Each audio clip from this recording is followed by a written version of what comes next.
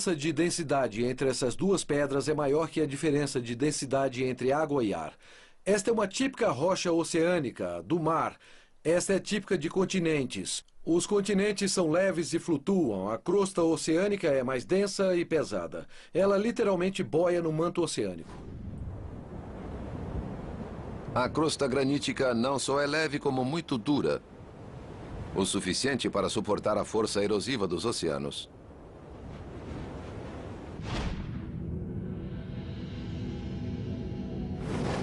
Nos 2 bilhões de anos seguintes, devagar e regularmente, os protocontinentes graníticos foram crescendo. Em diferentes pontos do globo apareceram crostas de granito, que um dia seriam o ponto base das massas de terra. O domínio do oceano terminara. O continente havia chegado. A lenta expansão dos protocontinentes de granito não transformaria apenas a aparência do planeta. As praias rasas trouxeram vida sob a luz do sol e ocasionaram a produção de oxigênio. Desde a chegada do primeiro oceano, acredita-se que vidas unicelulares e primitivas já tinham surgido entre as ondas, vivendo do calor produzido pelas fissuras vulcânicas submersas. Mas agora elas começaram a evoluir e a se espalhar para cima.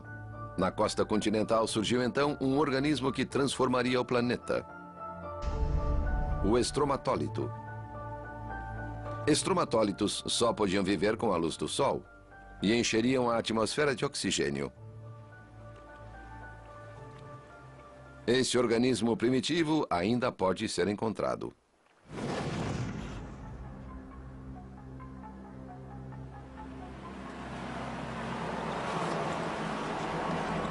Oeste da Austrália.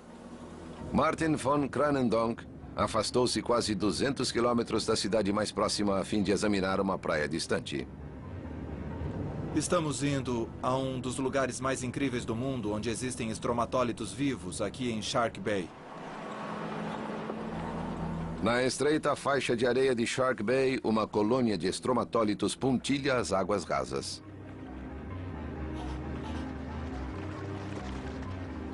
Cada montículo destes tem cerca de 60 centímetros de altura e 30 de largura.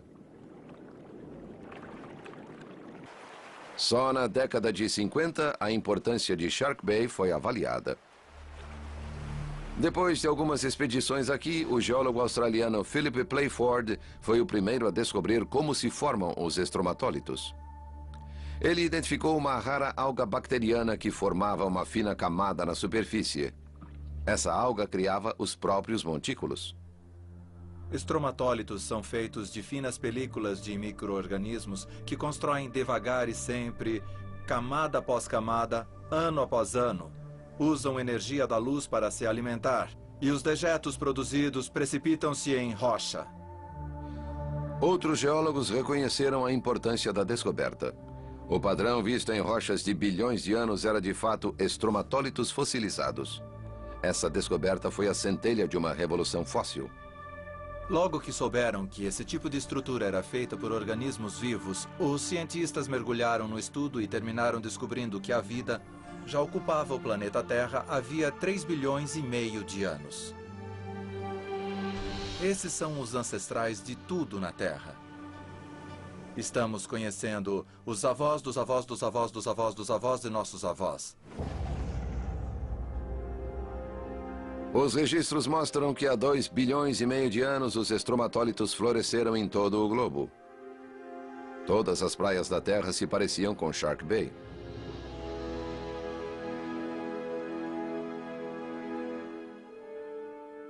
À medida que os estromatólitos povoavam as praias, enchiam a atmosfera de oxigênio. O planeta Terra no Sistema Solar é o único com atmosfera composta de grande quantidade de oxigênio. Os geocientistas acreditam que o oxigênio veio somente a partir dos estromatólitos. As algas transformavam a luz do sol em oxigênio, processo conhecido como fotossíntese. Em um período de 2 bilhões de anos, incontáveis gerações de estromatólitos bombearam trilhões e trilhões de toneladas de oxigênio. No início, o gás dissolvia-se no oceano, onde enferrujou bilhões de toneladas de ferro. Mas no fim, ele também invadiria a atmosfera e transformaria o planeta. A aparência da Terra havia se alterado totalmente. Quando o ferro deixou o oceano, este mudou de verde para azul. E quando o oxigênio subiu para a atmosfera, diluiu a espessa camada de dióxido de carbono, tornando-a clara.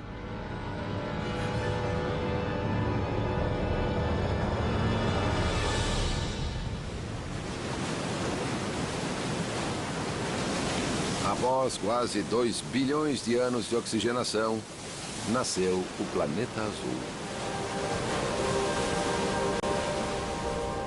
A Terra tinha agora oceanos tão azuis quanto o céu.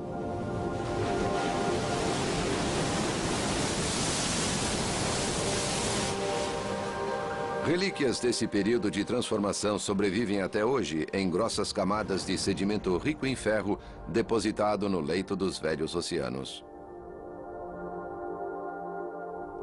Espalhadas por todo o globo, as formações ferríferas bandadas, como foram chamadas, são vitais para a economia de hoje. E são a maior fonte do ferro minerado atualmente. Oxigenada, a Terra ficou quase igual à que nós conhecemos.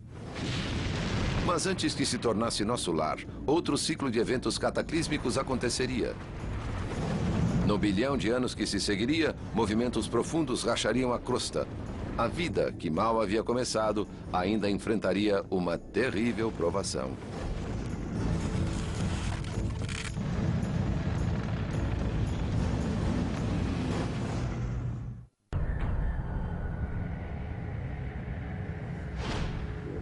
Um bilhão e meio de anos atrás, o planeta Terra tinha quase 3 bilhões de anos. Pela primeira vez em sua história, ele começava a se parecer com o planeta que nós conhecemos. O recém-chegado oxigênio tornara azuis os oceanos. E os continentes tinham crescido, cobrindo quase 1/4 da superfície. Mas a expansão não terminara. Abaixo deles, nos oceanos, havia muita agitação na tentativa de acomodar as crostas. Imperceptivelmente, os continentes se deslocavam.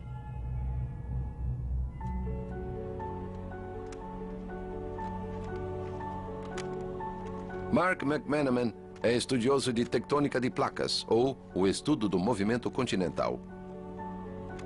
Até a década de 60, essa era uma ciência radical.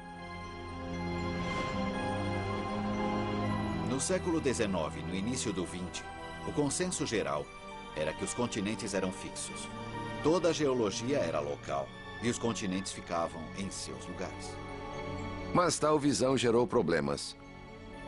Um dos grandes mistérios era a posição geográfica de certos fósseis. Trilobitas são como este à esquerda, do gênero Paradoxides. Os paradoxides eram verdadeiros paradoxos, criaturas de água doce de curiosa distribuição. Esse trilobita existe na parte leste da América e também na Inglaterra, do outro lado do Oceano Atlântico. O primeiro paradoxide de água doce não poderia atravessar um vasto oceano de sal. E não eram os únicos fósseis de estranha distribuição continental. Os geólogos lutavam para explicar. Em 1912, uma teoria radical surgiu na Groenlândia e lançou as bases da tectônica de placas, sacudindo a ciência até as fundações. A teoria foi exposta por um cientista alemão, Alfred Wegener, um homem que passara parte da vida gerenciando pesquisas atmosféricas na gelada Groenlândia. Mas Wegener sempre foi fascinado pelo paradoxo dos fósseis.